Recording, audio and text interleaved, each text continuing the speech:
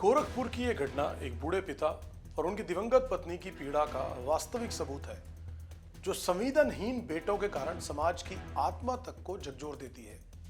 बुआल गुप्ता और उनकी पत्नी शोभा देवी, जिन्होंने जिंदगी भर अपने 6 बच्चों के लिए हर कठिनाई सहने का संकल्प लिया था।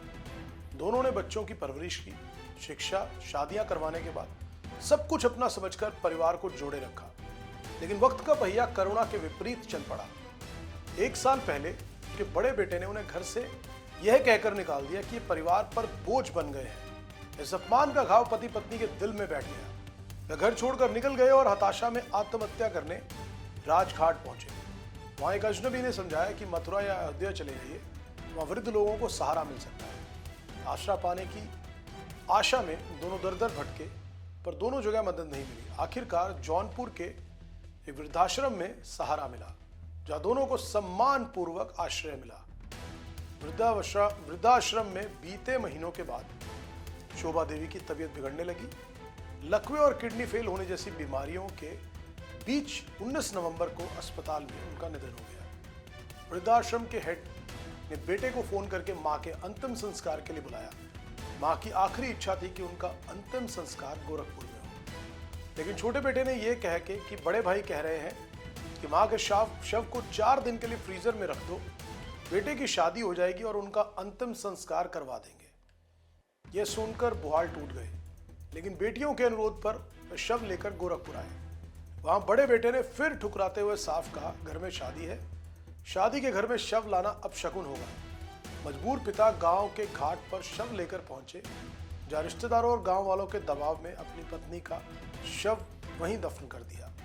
बुआल ने आंसुओं से कहा, मैं पत्नी का अंतिम संस्कार भी नहीं कर पाया, 4 दिन बाद शव के में कीड़े लग जाएंगे। इस दर्दनाक प्रसंग ने पूरे गांव और समाज को सोचने पर मजबूर कर दिया।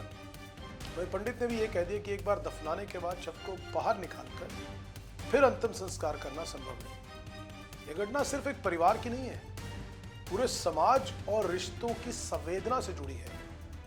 बेटों का अपशकुन का बहाना, शादी की खुशियों के आगे मातृत्व और बुढ़ापे के सम्मान को तिरस्कृत करता है।